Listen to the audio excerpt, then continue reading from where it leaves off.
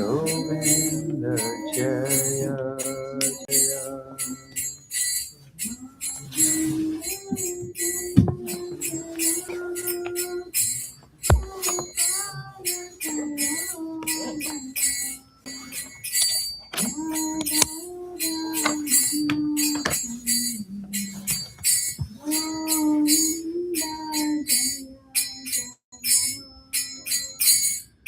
Govinda Jaya Jaya, Gopala Jaya Jaya, Radha Ramana Hari, Govinda Jaya Jaya.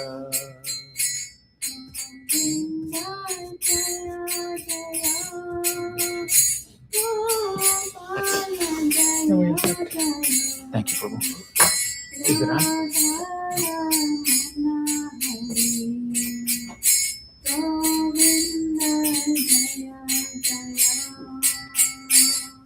Govinda Jaya Jaya, Gopala Jaya Jaya, Dharamana Hari, Govinda Jaya Jaya.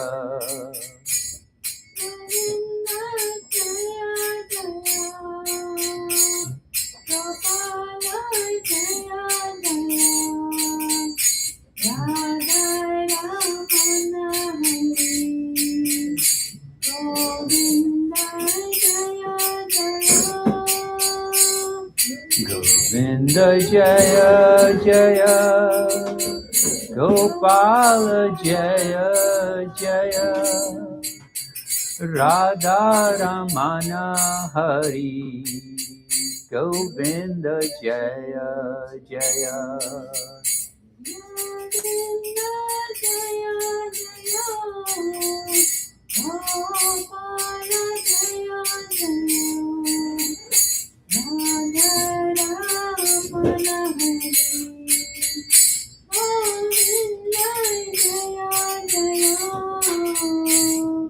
Govinda Jaya Jaya, Gopala Jaya Jaya, Radha Ramana Hari, Govinda Jaya Jaya.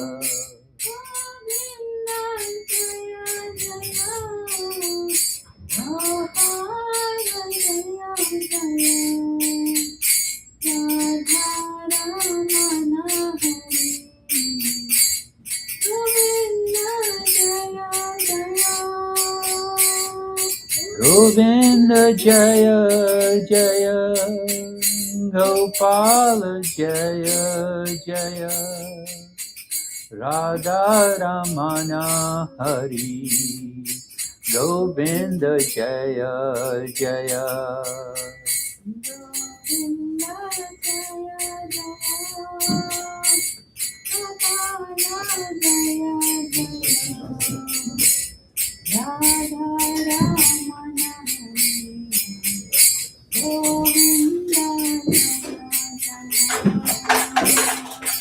Govinda Jaya Jaya, Gopala Jaya Jaya, Radha Ramana Hari, Govinda Jaya Jaya.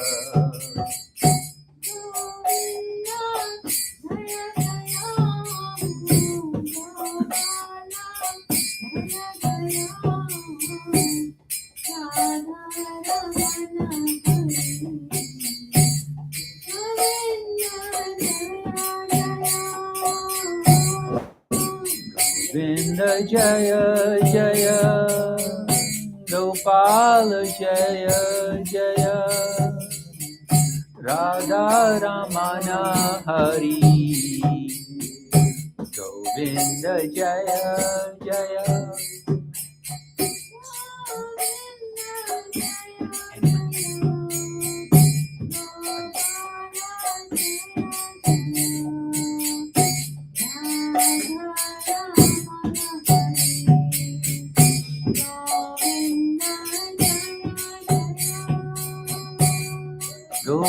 Jaya Jaya Gopala Jaya Jaya Radha Ramana Hari Govinda Jaya Jaya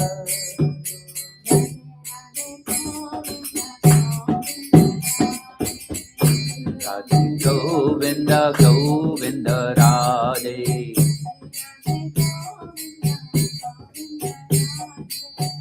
Radhe Radhe Govinda Govinda Radhe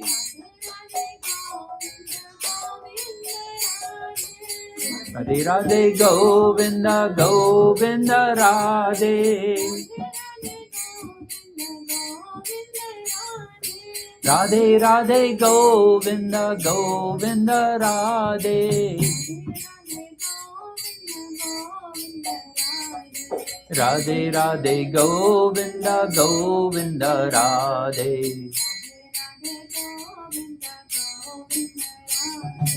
Radhe Radhe Govinda Govinda Radhe Radhe Radhe Govinda Govinda Radhe Radhe Radhe Govinda Govinda Radhe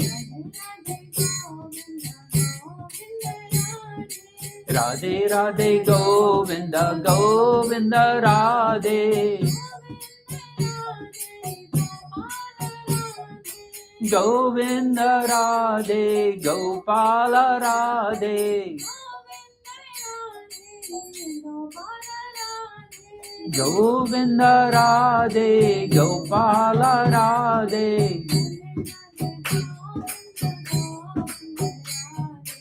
Radhe Radhe Govinda Govinda Radhe Radhe Radhe Govinda Govinda Radhe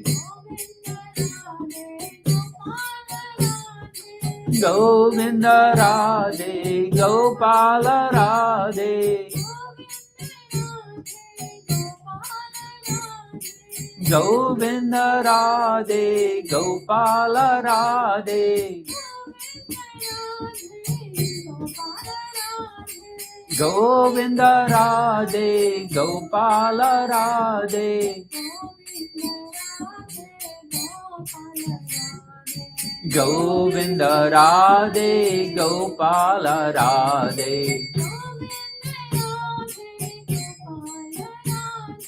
Govinda Radhe Gopala Radhe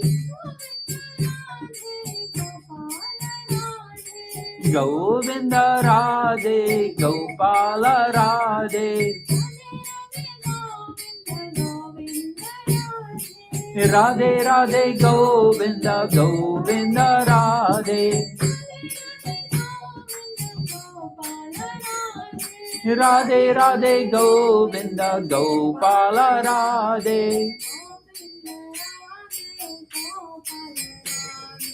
Govinda Radhe Gopala Radhe Govinda Govinda Govinda Radhe Radhe Radhe Govinda Govinda Radhe Radhe Radhe Govinda Govinda Radhe Radhe Radhe Govinda Govinda Radhe Radhe Radhe Govinda Govinda Radhe Radhe Radhe Govinda Govinda Radhe Radhe Radhe Govinda Govinda Radhe Radhe Radhe Govinda Govinda Radhe Radhe Radhe. Hare Krishna. All right. Thank you. That was wonderful. All right. Let's start with a couple more prayers. I need all of them I can get. Namo Vishnu Padaya Krishna Prastaya Bhutale Srimate Bhaktivedanta Swami Niti Namani Namaste Saraswati Devi Gauravani Pacharine Nirvishesha Shanyavadi Paskechadi Shatarine Jai Shri Krishna Chaitanya Prabhu Nityananda Shri Dvaita Gadadhara Shivasadi Gaur Bhaktivinoda Hare Krishna Krishna Krishna Hare Hare Hare Ram Ram Ram Hare Hare Jai Prabhupada Ki Jai Jai Gurudev Ki Jai. All right. Welcome. Back in the saddle again, huh? We had a little hiatus. Everybody have a good spring break? Yeah? So I had the opportunity for the first time to go to the New Vrindavan trip with some of our friends. And it was so much fun. And that was the inspiration for our talk today. So we met this Prabhupada disciple, just a beautiful soul, and one of the first pioneers who started ISKCON in America along with Prabhupada, obviously. And she is Mother Malati, and she's such a beautiful soul and such a character. But we went to go see her, and of course, in true fashion, she just like, oh, well, let me tell you about this verse, And so she started, to talk about Krishna. And so that truly is what inspired us, because it was so intriguing, the verses that she read, that we ended up kind of like discussing it for a little while, and said, okay, why don't we do a presentation around the subject matter? And that's kind of how this came together. So enjoy with no strings attached. What do you think I'm going to talk about here? What's the catch? Those of you guys weren't with me. All right, fine, Rasa. Leave you alone. Okay, we'll start. Okay, so this is the verse that got that kind of inspired us to have a further discussion. So, Asha, you want to read real quick? Since Sri Chaitanya Mahaprabhu was omniscient, he could understand Raghunanda Dasa's mind. The Lord therefore instructed him with the following reassuring words: be patient and return home. Don't be a crazy fellow. By and by, you will be able to cross the ocean of material existence. You should not make yourself a straw bottle devotee and become a false Renunciant. For the time being, enjoy the material world in a befitting way, and do not become attached to it. Sri Chaitanya Mahaprabhu continued, within your heart, you should keep yourself very faithful, but externally, you may behave like an ordinary man. Thus, Krishna will soon be very pleased and deliver you from the clutches of Maya. Thank you, Asha. Okay, worth considering, right? Because our natural instincts is to not think this way. From Lord Chaitanya is talking like that. You're like, well, wait a minute, this is a little confusing, because what are some of the verses regarding sense gratification and enjoyment do we hear? Like, what's the common theme, if you will? You don't have to recite a sloka necessarily, but anybody, like, as it relates to sense gratification, what do the scriptures usually say? What does the Bhagavad Gita say? Don't do it, right? Preach anything? Like, sense gratification, you're not supposed to do it. So here's Chaitanya Mahaprabhu telling Raghunath Das. So I'll just give you a little history.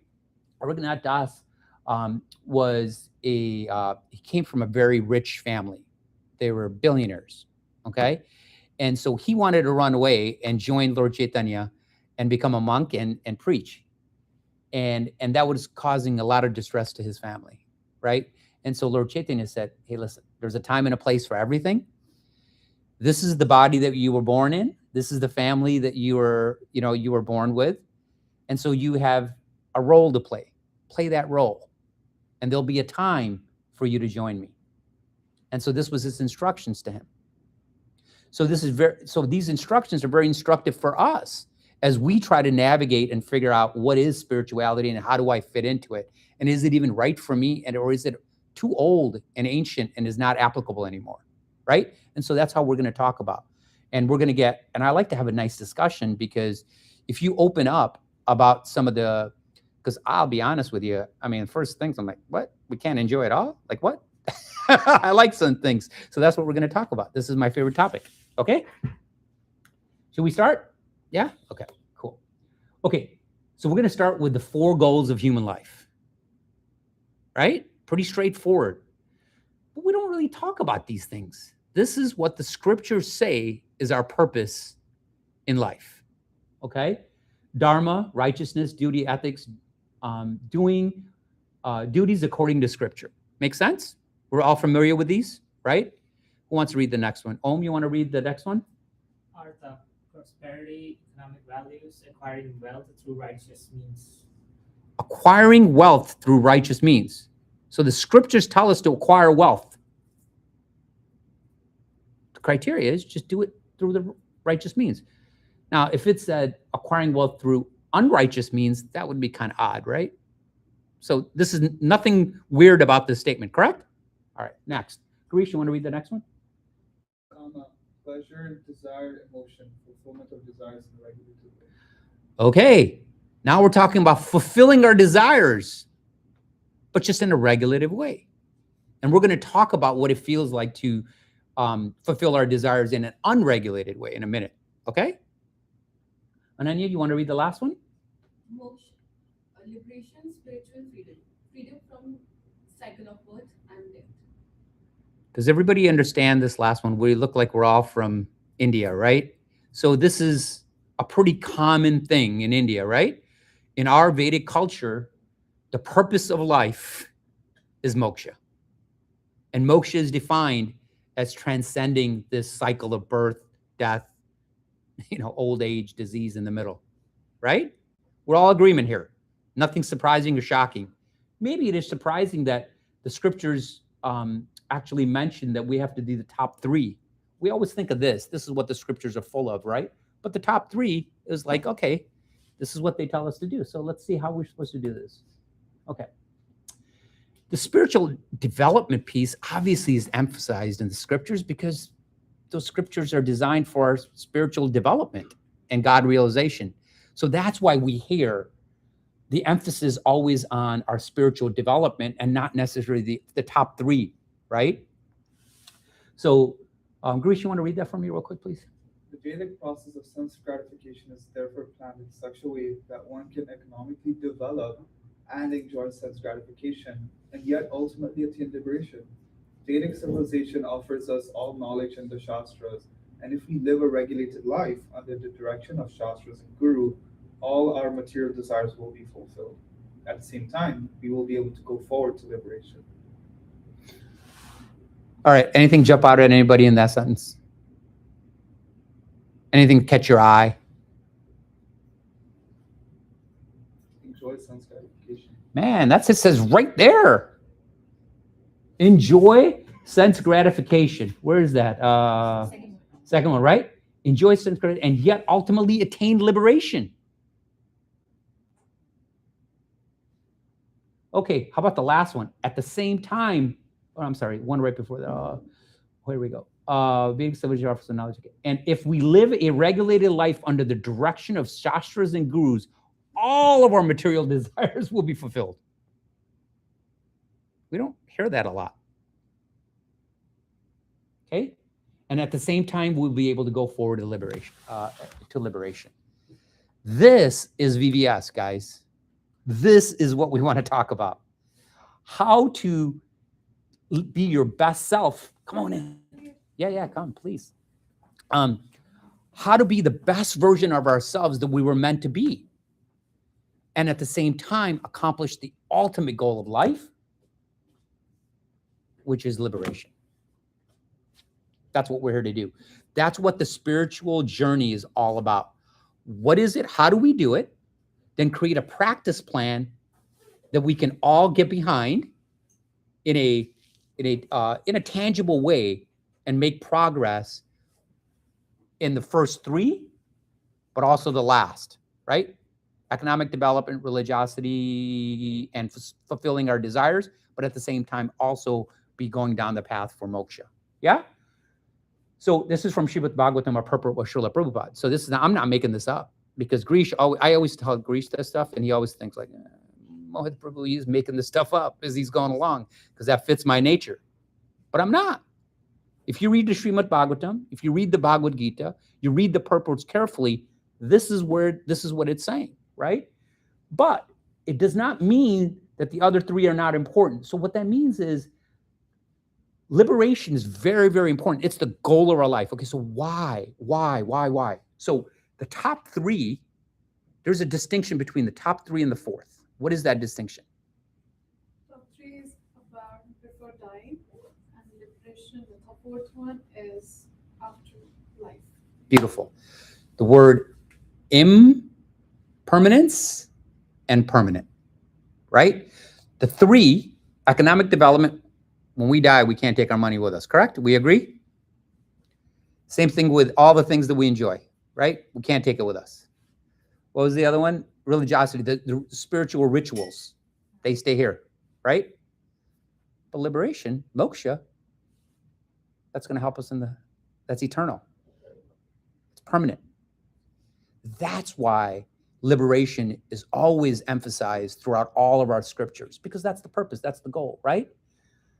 But we want to talk about, hey, Soham, but we also want to talk about how we can incorporate a full life at the same time tracking towards liberation. That's what we're here for. That's what I want to talk about with you guys. And you guys are young. And so don't be shy about saying, well, listen, I like this, but it's a little hard for me right now. It's a little strict. When you guys start to verbalize that to yourself first, and then to your peers that, hey, this is my reservation with jumping full with both feet into this. This is my reservation, whatever your reservation may be. But I want to cover some of these reservations today that I think might go. Okay. So the problem is, in the presence of Age of Kali, however, there is no question of religion and liberation. People have taken interest only in economic development and sense gratification. Would you agree with this statement? Right? So out of those four, we concentrate on two. Right? Religious principles, sure. Maybe if they help us get something. Right? If we do some puja to the right devata, who'll get us what we need. That will incorporate. But really, it's all about how hard can we work for economic development, like how we can make money, right? Especially you guys, your whole entire education has been built around how to succeed materially, economically. How do we make money? Agreed? And sense gratification has gone wild with social media, right? It's literally all about how do I enjoy my senses to the maximum of my ability, right? Those are the two. So that's the age of Kali, right? This is the problem. This is foretold in the scriptures. This is what's going to happen. This is what's happening. Is out of the four pillars, we started concentrating on two. And no wonder if you only concentrate on those two, we get off balance, right? Okay, so this is pretty cool. So this is just illustrating the point of the impermanence nature of the first three categories. And so this little girl is making a beautiful castle on the sea while her father, you don't notice her father, he's reading the Srimad Bhagavatam right next to her. And they're having a great day out on the beach, right? So she makes this beautiful sandcastle. It took her hours to build, right? And it's gorgeous. She worked hard. She applied her artistic talent, and she was diligent. She was disciplined. She did all these beautiful things, and her father was so proud of her, right? So at the end of the day, they all go home, and the high tide comes, and it takes away the castle, right? So she didn't expect this castle to stay there the next day. So if her expectation is to come the next day and see the castle there, she would be sad, right? But she knew that this wasn't going to last. But she applied herself anyway, but knowing full well that this is not going to be there tomorrow, right? And so that's kind of the point of the first three is they're impermanent, right? They will lose, they will go away as soon as we die, right? And so why do we should have that outlook, right? We shouldn't have this idea that they'll be there forever. Come on in. Yeah. Come on in, guys. Yeah. So just like this little girl, we too should apply our artistic talents. We too should be disciplined. We too should, from our heart's content, do the things that you want to do. Okay? But don't get attached to the fact that you're going to carry it with them. Don't be consumed with it, knowing that it's an impermanent type of thing. So while we're doing this, we should focus on our spiritual path as well. That's the point. Don't forget about that, the other two in our four point place. Okay, so the 4 stages. So this is kind of what I want to talk about now. I want to talk about this process of enjoyment and sense gratification and how that flows. Okay?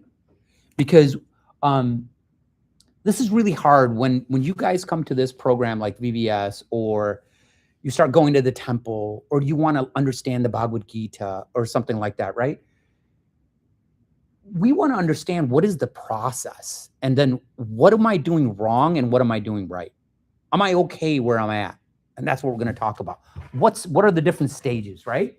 So, Tanmay, well, I'll ask you to read it in a second. So the first stage is hedonistic. Anybody know what the meaning of hedonistic means? Kind of barbaric. What's that? Kind of barbaric. You said hedonistic, right? Hedonistic. H-E-D? H-E-D. Oh. Hedonistic. Anybody know? Somebody look it up real quick for me. Soham, you want to do it real quick? Yeah. So when I think of the word hedonistic, I think of like kings and palaces with food and lavish and luxurious assortment, a couple of girls around and things like that. So, hedonistic describes a life or philosophy dedicated to pursuing pleasure and avoiding pain, holding that gratification is the highest good. Okay, so it means instant gratification and pleasure trumps everything else. So my satisfaction is above Ananya's good. Okay, so can we all agree that that type of enjoyment is probably not good for you? So I'll give you a real example. How about going to drink, but drinking to get wasted? Okay, that's hedonistic behavior. That's not, you're probably going to hurt yourself and you're probably hurt other people along the way, right? Okay, so it really comes from the point of I am the enjoyer, right? And from Bhagavad Gita 327 follow gets I am the doer. And from Srimad Bhagavatam, life centered on eating, sleeping, mating, and defending. What does that describe, you think? Yes. Who said that? Soham? Yeah. So we're no different than an animal when we're enjoying like this. And I know you guys all know you're not animals, right? But sometimes our behavior comes, starts to leak into this type of behavior. Hopefully it doesn't, but we know this is no good. So this is not the way we want to enjoy, correct? Everybody? All right. So we wouldn't put ourselves at, this would be like being on your phone for 24 hours a day or something like that, right? Okay. So it's impulsive, it's unregulated sense gratification. Just straight, like there's no thought about it, anything. If it feels good, you're doing it without irrespective of the consequences. Short-term pleasure, long-term dissatisfaction. Why do you think there's long-term dissatisfaction?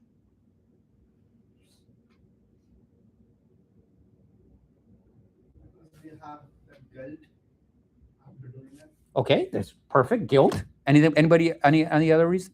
Because you just keep jumping from one after the other, you don't form a deep bond with any of that. Yeah. So you're doing this, and now, like, okay, this was fun, but I lost the taste of it. Let's go move on to the next. Okay. Doom scroll. What's that? It's just like doom scroll. Yes, agreed. Right? So guilty, the pleasure runs out, and you just continue to do it mindlessly. Yeah? Anything else? That's the dissatisfaction comes from this type. Because why? Because long-term, now there's a lot of philosophy behind this, and we'll get into it at the end. But, the reason it doesn't feel good is because let's just stick with what we've already talked about. It's impermanent, right? It's not permanent in nature. And that's why when things are not permanent, they make us feel good for a little bit, and then they go away, and that's why we keep looking. And so we're gonna close this up. Why do we have this tendency to want instant gratification instead of long-term, right? And so we'll talk about that. Okay. Modern examples: party culture, hookup culture, consumerism. Agreed? Do you guys all know this? Yeah, it happens. We had a nice conversation about it, so right? Outcome is anxiety, burnout, and emptiness. We already talked about it. Okay, fair? They should add loneliness. Loneliness? Yeah, we Lose become. all your friends after that. What's that? Lose all your friends. That could. There's a lot of stuff that can happen out of this. Sheesh. Okay. Stage 2, regulated enjoyment. Dharma framework. Okay, so this is the next step of enjoyment. Okay, so let's see where we fit in on this. The shift from impulsive to regulative. Okay, this is good. We're on the right path here, right? The Bhagavad Gita 6:17 says, he who is regulated in his habits of eating, sleeping, recreation, and work can mitigate all material pains by practicing the yoga system. Okay, now we can scroll. We can go see a movie. What else? We can play sports. We can dance. We can do other things, that we have these unique bodies that were meant to enjoy certain things. Ananya likes to do things a little different than what I like to do. That's her body and my body. It's different, but in a regulated way, which means what? Not 24/7, not at the cost of hurting other people. And I'll just throw this in there. Not at the cost of you forgetting what the real goal is, which is number 4, which is liberation or moksha. Yeah, makes sense? You guys with me so far? Makes good sense? Okay. So examples, you're disciplined in your career choices, not just jumping from job to job, right? Second one, monogamy versus promiscuity speaks for itself, right? So we're not saying no, just do it the right way, right? Health conscious living. Our spiritual parallel will be early exposure to regulative principles, a soft adoption, if you will. Okay, we'll get to that, what that means in a minute. Okay, insight. Regulations does not eliminate enjoyment, it stabilizes it. Okay, so no one's saying no to movies. No one's saying no to anything. I'll cover the 4 regulative principles at the end if you want, and why we don't do those things. And it's because of a hedonistic nature, actually. But really reason, what are the 4 regulative principles of spiritual life? Anybody? No meat eating. Okay. No gambling. No intoxication, yes. And what is the last? Illicit sex. Illicit sex, no illicit sex. Okay. Okay, let's really just talk about it really quickly. Those 4 are prohibited because you either hurt yourself or you hurt somebody else when you participate in those. Pretty simple, right? You're eating meat, you're hurting somebody, right? You killed somebody. Okay. Same thing with intoxication, gambling. Oh my God, I had a friend. Oh my God, I'm not kidding you. When we were 18 years old, his grandfather died and left him $50,000 for college. Okay, back then you could afford college and then some for 50 grand. And he had a gambling problem. He managed to lose all $50,000 in a matter of a year gambling on horses, games, etc., poker, whatever, you name it. Great friend of mine. And he was sad to see him do it because he was addicted to gambling, right? So that causes harm to him, and then it caused harm to his family because now his family had to come up with the money, right? Do you understand? So the 4 regular principles we don't do because it causes harm to us or somebody else, right? We can talk about it further if you like, how they're actually not restrictive. They're actually their avenues or the gateways to freedom, actually. And we'll talk about that a little later if you want. But out of those 4, we just regulate everything else. Okay, besides those 4, we just regulate everything else. That's how we enjoy with no strings attached, right? Okay. Stage 3, moving on up. So we're enjoying, and we're breaking the strings. So why do I keep saying there's strings? Why do I keep saying there's strings? Because what's the purpose of life? What is the main purpose of life? So we described it 4, right? Liberation. And liberation is the most important because it's permanent, right? We decided that, right? So what we want to do is, if we don't control our behavior and we forget about the last and most important piece, which is the permanent piece, then we become shackled in this life and this cycle of birth and death over and over again. That's why we even aren't talking about this. Does that make sense for everybody? So how you get past of taking these birth again all the time and suffering and enjoying according to our bodies is because we are tied into this cycle of not understanding how to enjoy properly. At the end of the day, that's really it. Okay? So, stage 3, purification and enjoyment, karma yoga mindset. The shift from I enjoy, I offer the results. So how does this shift happen? So how do we get from hedonistic to stage 2, and then from stage 2 to stage 3? How do we get here? Like, how does Om, who was hedonistic in his nature, I'm just kidding, how did he get to stage 3?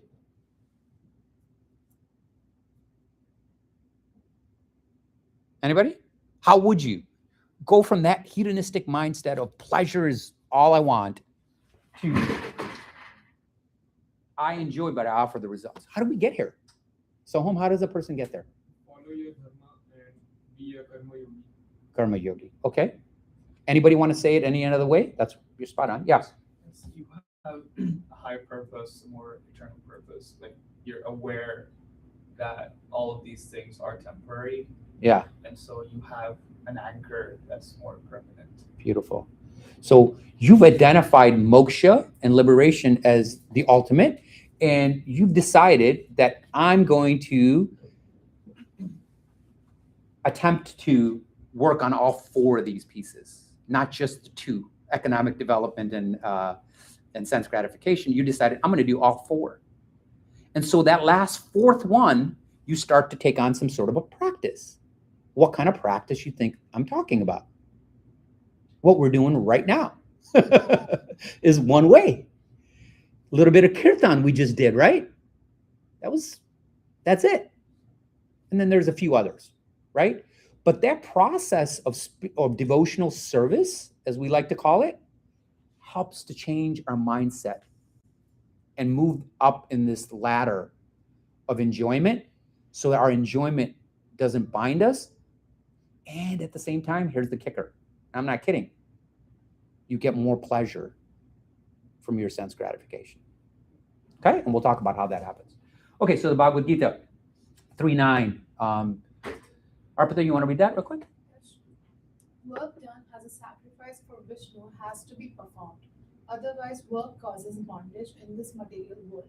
Therefore, O son of Kunti, perform your prescribed duties for his satisfaction, and in that way you will always remain free from bondage. Okay. So we become less self-centered in this concept. When we start to apply this, we become less self-centered. We have a purpose of what we're trying to do, which is satisfy Vishnu, right? And the examples are working, but offering the results to a higher cause. Okay, so what does this mean? Can somebody define that for me? How do you work, but offer the results to a higher cause? If you truly believe you are not the one who actually do it. Yeah. Because when you go to the character I, then you cannot stay away from the result. You always need it because you're the one who do it. But if you stay away from that, then you cannot. Okay, very well said. Yeah, very nice. Nicely said. So working, all that means is, hey, listen, I've got a job to do, which is I got to get educated and get a job because I got to support a family. I'm going to have children, right? So I've got to get my act together, right? However, I'm doing it for them. Thereby, I'm doing my prescribed duties, right? For a higher cause than myself. That's the first step. Second step is those prescribed duties are ordained to me by the divinity, right? By Krishna. And so I'm going to give it my best, but whatever the results are, I don't really care. Okay? Gratitude before consumption. Okay, so an example would be is how many of you guys pray before you eat? Right? Prayer. You've learned that from you since you guys were like toddlers. Pray. Why? Because it gives us a sense that I'm not the doer. I'm receiving this as a present.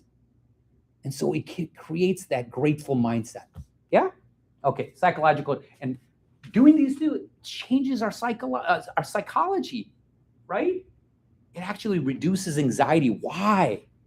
Why? How does it reduce anxiety?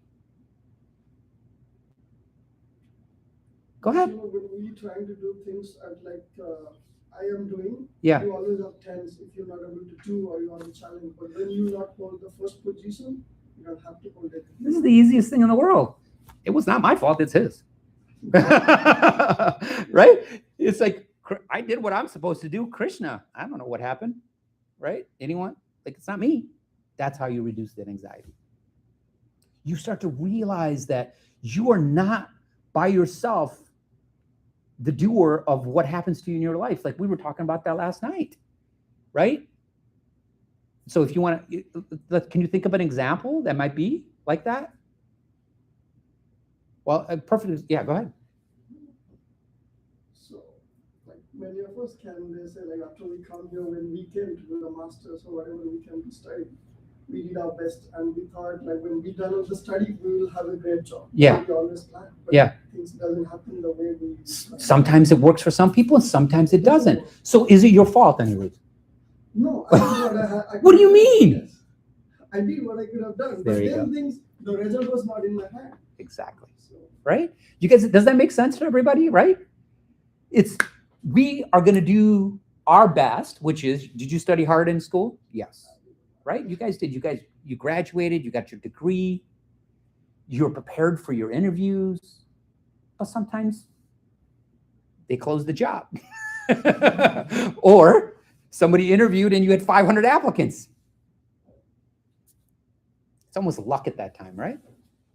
Or karma, right? Whatever. So that's the point. It reduces that anxiety because now you understand I just do my part. And if this fork, right, Arpita, if this fork takes me to this way, great, I'll go this way. If the fork takes me this way, I'll go this way. I just got to do my best. But the results are what the results are going to be. So I'll give you an example. I studied finance, wanted to work on Wall Street. Okay? I ended up in sales. Is that a failure? I don't know. I don't think so. Like, you know what I mean? I think I can run a company right now. Will I get a chance? Maybe not. Right? It's not my fault. I'm going to give it my best. I'm not going to stress out about it. Does that make sense? Okay, cool. All right. We'll carry on. Stage 4. Now we're getting even. So now we're even breaking more those ropes that were tying us together, tying us to this world, right? So this is where. Now, remember, we started with saying is we're not restricting enjoyment. So as we're moving up these stages, we're increasing enjoyment. Okay? It's just scrolling is becoming less enjoyable. Does that make sense? That's the only difference. Okay, so I'm going to ask this question now. So those of you guys, raise your hands if you guys went to the New Vrindavan trip. Yeah? Okay. Let me ask you a question. Did you spend more or less time scrolling that week? You spend less time. Okay. Did I hold like a stick to your head for not, or did I take away your phones? No? I didn't take away your phones. But why? Why did you guys spend less time scrolling? Did you miss it? But why? Because we were in the direct relationship with Krishna. Because we were busy doing other fun stuff. Right? We found happiness with something greater than scrolling. Right? But we still had that instinct when we got a minute. We're like, oh, what did I miss? Right? What did I miss? Like, I found myself like, give me my phone. Right? That's our old habits. We were only there for a week. So can you see how when we're starting to do some devotional service, how naturally our enjoyment, what we feel is fun and enjoyment, changes just by itself without any forcing anything. So this is what my main message to you is: spirituality shouldn't force you to change anything. It's a transformation that happens automatically if you just take up the process. And what is the process? Devotional service. Yeah? Do you have to like get up at 4 o'clock in the morning, chant all day? No. It's nothing like that. Okay, we'll go through the process in a minute. Okay, so stage 4, devotional engagement. Bhakti begins. Okay, shift from indirect to direct relationship. Okay, somebody want to read this? Om, you want to read this? One offers me with love and devotion a leaf, a flower, a fruit, or water, I will accept it. Krishna says, that's all I want from you. I don't want your first child. I don't want you to, be complete fanatic. Just think of me. Don't forget me. And then when you eat something, understand that I had a hand or a part to play in you getting that. Very simple, right? You don't have to be rich to do any of this stuff, right? Fair enough. Okay, practice it. Eating only offered food, prasadam. So you just make a constant effort, say, hey, I'm going to offer my food before I eat it. So like that food that's there, what's the difference between that food and something else? It's been offered to Krishna. It's called prasadam. We've received it. And what does that really mean? We're honoring it because we're saying, Krishna, we understand the role you played in this food. Okay? That's all it is. Keeping your body, mind, and fit for a higher purpose. Go work out, man. We went to New Vrindavan, and what did they have? What were we all surprised that they built? They have a fitness center in New Vrindavan. The Holy Dham in America. There's a fitness center in there. Times have changed. Why is it in there? Come on, it makes sense. We're in this material world. We have to maintain these bodies, right? But I bet you everybody that works out there does their rounds before, chants their rounds before they work out, right? That's the point. We can't let all these different things come in the way of our spiritual practice, right? Vignesh, come on in, man. Okay, so key transformation. Same senses, but different purpose, right? Eating goes from indulgence to honoring food. Think about that word, honoring. So it goes from, oh my God, this tastes so great, I can't wait to eat it. Oh, I'm going to take some home with me. Can you make a plate for me to go home with it, right? Like wanting it all. And we all gone through this stuff. I mean, we still get it. Like you put a pizza somewhere near me, I'm like, you have to fight that. You have to fight the old habits, right? But we're still eating, aren't we?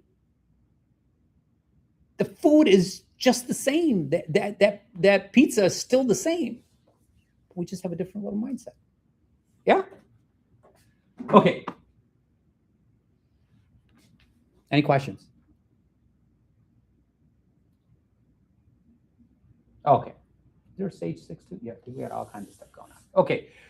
So as we continue down this paradigm, somebody want to read this for me? Tanmay, you want to read? Though the embodied soul may be restricted from sense enjoyment, the taste for sense objects remains. But ceasing such engagements by experiencing a higher taste, he is fixed in consciousness. How about that? So now we just replaced. So who can give me an example of something they loved to do in the past that they no longer like to do? Anybody? Yes. 26 years, I enjoyed eating meat. Thank you for being so transparent and honest. This is awesome. Yes. Awesome. You don't like it anymore. Okay, great. Anybody else? Something they love to do, they don't do anymore. It doesn't have to be too personal. Yes. Listening Bollywood music. Listen to Bollywood music. That's what's- Just kind of easily transitioned, right? You'll still listen to a song here and there. We played a game in a car that Soham was amazing at, right? But that's okay. There's nothing wrong with that, right? But slowly things start to shift, right? That's what's happening here, guys. So this enjoyment continuum is the things that we enjoy starts to change. Okay, now this is not a really far out mystic phenomenon, guys. It happens to us in our daily lives. What I enjoyed in 3rd grade is different than what I enjoyed in 6th grade. It's different than what I enjoyed when I got into college, and et cetera, et cetera, et cetera. What I enjoy today is different than what you guys enjoy on a regular basis. It's normal. The only difference about this is spiritual, in the sense that it's permanent. That's the difference, right? So I like to play golf. Yeah, I guarantee you don't love to play golf. But when we replace golf with going to moksha tomorrow, that's spiritual. It's permanent. That's the difference. I'm not going to stop playing golf to go to moksha. I'm going to go play golf and I'm going to go to moksha. Does it make sense? Okay, cool. You're with me, right, you guys? Does this make sense? Okay, cool. Okay. The lower pleasures automatic. Remember I said the word automatically? Okay. If you're part of a religious institution and a process that doesn't automatically change and transform you, it's not the right process. It's just that simple. If God cannot mystically change us, then is he God? Have high expectations. This is a spiritual journey. This is transformative. There's mysticism in it. We just got to figure out how to tap into it, right? So that lower pleasure automatically falls away. By what? By doing what? Just doing a little bit of devotional service. Okay, experience your joy in simplicity, detachment without force. And I mean, it speaks for itself. We always think that something has to be like really in order, like complex or something like that for it to mean more. And as we get older, I think Ross and I will attest to this. Actually, the most enjoyable things are very simple, like spending time with friends and family. That's pretty, and it has, it's more enjoyable for us. Bhakti produces satisfaction beyond material pleasure. That goes without saying. So it's spiritual in nature versus material. Okay, all right. And if you don't believe me, try it. That's the only way you're going to find out. Okay, so important clarification. There is no regulation or suppression. It is a replacement through experience, through the process of devotional service. Okay, one more, and I'm going to come to the real punchline in a second. Okay, pure devotional service, Krishna is the enjoyer. So the ultimate mood that you end up getting as you move up this ladder, if you will, this paradigm, as you move across it, is how did the hedonistic, what was the main criteria for hedonistic? Me. I'm the enjoyer. Give me anything that feels, tastes good to me. Soham. Krishna is enjoyer. This happens automatically. We start to align our lives that will make Krishna happy with us. Divinity. So what does this mean? I'm absolutely aligned with my Dharma. I have worked the process where I am doing what I was meant to do, and I am going to satisfy divinity and break this chain of transmigration. That's what that means. Yeah? Okay. Ultimate realization. Any of you want to read this? A person. Oh. Krishna is the enjoyer. A You- person is full consciousness of me, knowing me to be the ultimate beneficiary of all sacrifices and Austerities. Yep. The supreme lord of all planets and demigods, and the benefactor and well-wisher of all living entities, attains peace from the panch of material miseries. Okay. So this continuum that we started on from enjoying and this process as we get higher and higher taste, this is what he says. Ultimately, it takes away those miseries that also come with material enjoyment, right? Our older way of enjoying things. And it gives us great satisfaction. Yeah? So the identity shift goes from the enjoyer to participant in divine enjoyment. How beautiful is that, right? So how many of you made somebody happy and it made you feel happy? Everybody, right? So this is not a foreign concept. When you make your parents happy, how much satisfaction do you derive, Soham? Most. More than what you did something for yourself. So this is not a foreign concept at all. Okay? But what if you made God happy with what you're doing? Think about how much happiness you can feel. This is what they said. You see these sadhus that become so engrossed, right, in their bhajans. It's because they feel this level of happiness that we can't experience because they're perfectly aligned in their dharma with God, what they're meant to do. And they're reciprocating back and forth. For what? For pleasure and enjoyment. That's what they're getting from it. Right? They may not watch, what's the new movie that came out? Yeah. So they may not watch that one. Think about how much pleasure you got from that movie. Okay? Think about the Swami. You know? Think about how much pleasure they get. 100,000 times than what we got. Okay? All right, anyway. So advanced state, acting only for Krishna's pleasure. That's the highest level. Highest level, Asha. No separate desires. Philosophical thought is true enjoyment is experienced more deeply as a servant than an exploiter.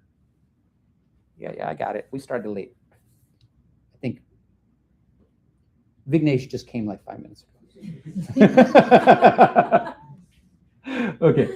All right. So I want to stop here for a second. I want to talk about a real important concept as we're going through this is, so how many of you guys are at this stage? Raise your hand if you're at this. Ross, are you at this stage? No? You're not at this stage.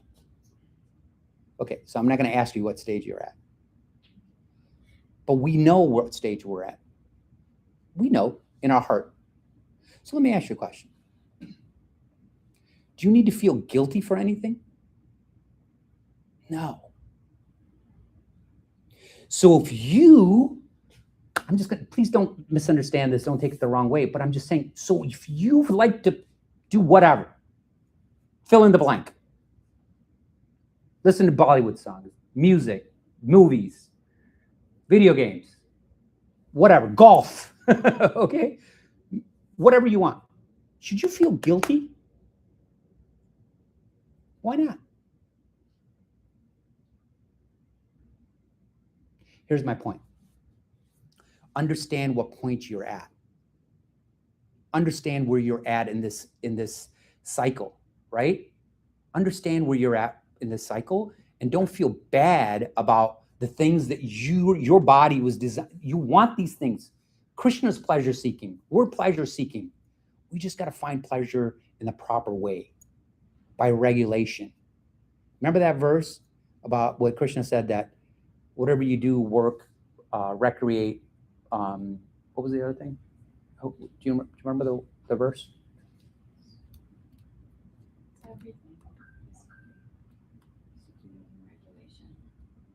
Yeah, I forgot where it is. He was regulated in habits of eating, sleeping, recreation, and work, and mitigate all but pains. So this is what you got to figure out is how to just regulate it. So you could. There's nothing wrong to be on your phone and scrolling. Just fix the time to do so. Hey, I'm gonna do this for 30 minutes today, or indiscriminately for 2 hours if you don't put a time limit on it. Does that make sense? Right.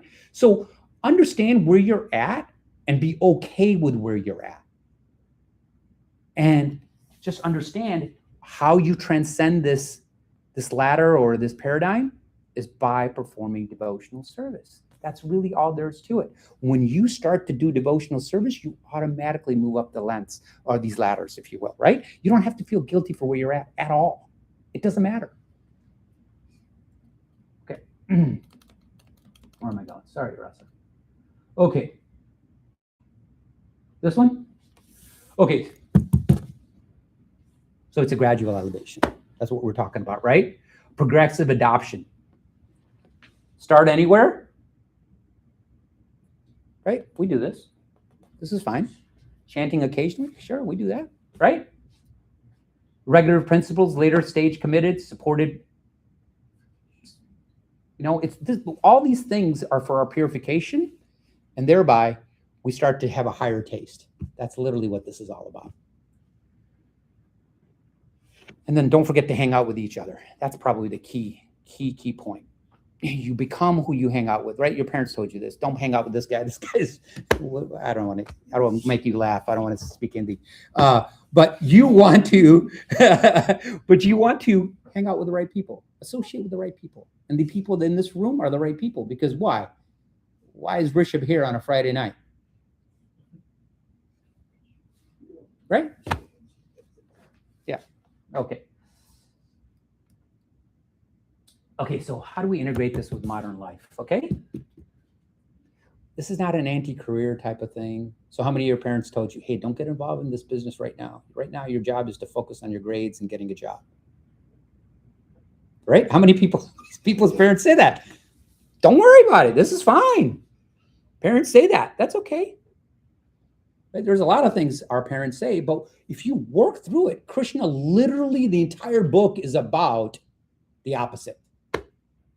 How can you be materially successful, but at the same time, don't lose your path to liberation? That's literally what Bhagavad Gita is all about. How to become ambitious, how to do your duty and not neglect it, right? Like Arjun was like, I don't want to fight. Krishna's like, get your ass back in there and fight, right? So how can they be bad for us materially? Right? What? Integrating with modern life. Okay, so we already talked about pleasure. We actually talked about increasing pleasure, not decreasing pleasure. How much you guys think that being a spiritualist somehow, shape, or form denies you of pleasure? Just be honest. Thank you, Pradumna. You missed a really good talk today. Honestly, right? No. It's supposed to increase your pleasure if you follow the program. Under what? Do you remember under Shastra and Guru? If you follow the program under the discipline of Shastra and Guru, you will have more pleasure than what you're currently experiencing right now. Okay? Anti-ambition? No, we already talked about it. It's opposite. If you become less ambitious through the process of devotional service, you're not following Guru and Shastra. I guarantee it. Look, there's some people that are meant to be renunciates and sannyasis. I am not that person. You are not that people, at least right now. Okay? So Krishna designed a program for us. It's in the Bhagavad Gita. He lays it out. You want to be the best materialist you could possibly be, right? You want to be successful. Krishna lays it out. To be successful in spiritual life, to be successful in material life is the same concepts. Just got to apply it a little bit for me. Okay, we're good? Okay.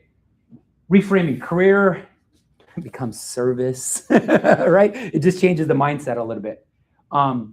Relationships, they're a little bit more intimate. We take care of the people a little bit more instead of using them, right? Because if you're don't have a spiritual inclination, what ends up, we end up looking at like, ooh, Asha, how can she help me get me what I want? Right?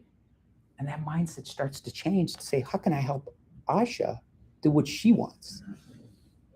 So it depends on what kind of person you want to be. Right, guys? Okay. Well, we already talked about this. The pleasure, that's the point of this whole talk today. That pleasure is aligned with our dharma and our devotion. So now, this is why we enjoy the most when we're like this, guys, is because it literally aligns us with exactly who we were meant to be, meaning it gives us the most pleasure. And the most pleasure we derive is by giving Krishna pleasure while we're doing the things that give us pleasure. That's the most beautiful part, right? And it's not a hard concept. That food is going to taste good to you. But that was offered to Krishna. That's all we're talking about here. Okay? Okay. Can ambition coexist with devotion? I kind of blew this one, but what do you think? Do you believe that, or are you just saying that because you guys are nice Indian kids? Huh? I do. You do believe it?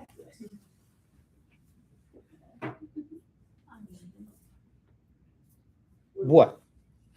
Anurat says yes. Anybody else? I can explain. Okay, go ahead. So, for example, when we do devotion, we focus like on our character. We focus on saving our energy, not wasting on stupid thing, not eating food that actually draw our energy and attention to the wrong thing rather than giving us the energy that we can contain, right? Yeah. So when we have devotion, we are energetic actually. When we are in devotion, we don't have a lot of stupid things to do. Like I can sleep at 9 p.m. I don't need to go to the club because I don't care about it. Yes. And then another thing is that when I'm doing devotion, because I have my energy, I can invest in my future. I can be more ambitious. I can be more focused. Yep. So it's all together, right? Yeah. I'm going to give you a little bit of a secret. When you start to understand how important it is to do service for Krishna beautifully, right? As we go down this, like as we grow in our spirituality, one of the things that starts to really imprint in our heart is, ooh, I took on this service. I promised Prabhu I'm going to do this. So I'm going to do it to the best of my ability. Like I'm going to do it so well because Krishna is watching. When you start to have that mindset, guess what? Is your work, remember we defined it, our work becomes not a service for us, but for Krishna, right? So guess what are you going to do for the same mindset, like you said, is going to transfer over to your job. Like Rasa does it. So Rasa and Tanmay and Arpita went to a trade show, right? And so they were at a booth and they basically think of a big trade show and people come by and buy stuff and all this stuff. And so I went to go visit because I had my own booth and I just wanted to say hi. Rasa was busy and I looked down and Rasa's got a picture of Krishna, right? Right in her booth, like, put away. So what is that? Rasa, what was that for? You offered food and then you offered the results of whatever was going to happen with our work that day to Krishna. Yeah, ambition and devotion can coexist. Right? But you're not going to get it today if you haven't practiced devotional service, guys. I can sit here and I can be the most persuasive person, okay? Bishop, I can be the most persuasive. I can win a TED Talk, like whatever you win, right? I'm the greatest. I can persuade anybody. It won't stick. It will not stick, Om. I'll guarantee it. The only time this will stick is if you do the devotional service. So I'm going to end very, very soon, like now. Okay. So this is a beautiful, beautiful aphorism that Rasa and I heard it. Yeah, you have a question? Yeah, I just had like one thought on the previous one. Yeah. Oh, sorry. Yeah. Yeah, I was just like agreeing on ambition and devotion because I think at the end of the day, both necessitates discipline and consistency. So Bingo. when you are giving both in a singular direction. And Beautiful. And there's also a secret. There's a secret superpower. Krishna helps you in this. And then Krishna helps you in this. When you know in your hearts that it's not me, the doer, and you're doing devotion, Krishna steps in and says, okay, let me pay attention to this guy. So not only does he help us with our devotion, but he also helps with our material needs. Thank you very much for bringing that. Yeah. Okay. So this aphorism, Rasa and I, it's just so beautiful how Krishna did it. There was this beautiful devotee giving a lecture this morning, and we heard it, and it was so beautiful. And he was talking about the same darn thing. He was talking about this enjoyment and how we sometimes think enjoyment is bad. That was his class. It was so beautiful. Anyway, so his aphorism was philosophical reality meets emotional reality. So what that means is I've told you what's in the scriptures. Most of it's designed for the highest level. But there's definitely direction into, remember, economic development, religiosity, sense enjoyment, and moksha, right? So philosophically, we understand the highest point and what do we got to do, right? But we have to be honest with each other. You got to know where you're at, man, emotionally.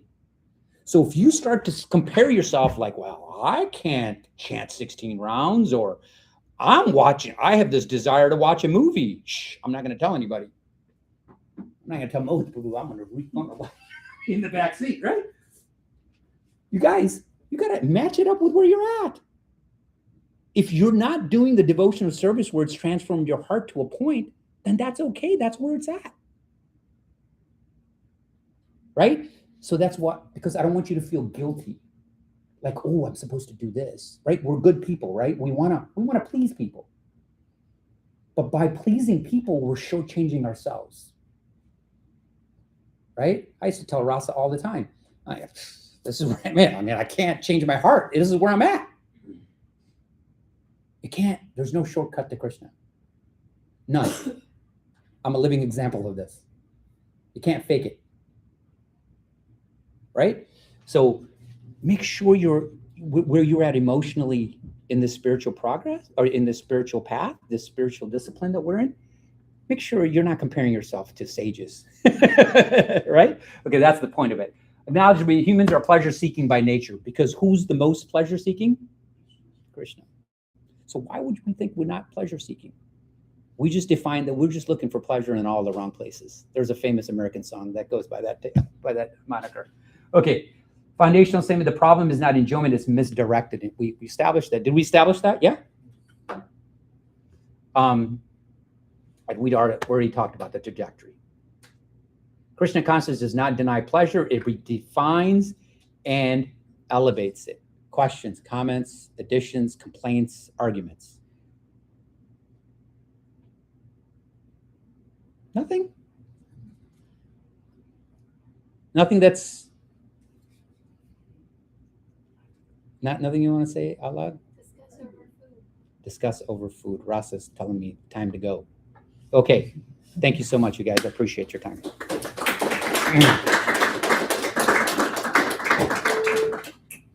So the next part of this is prasadam.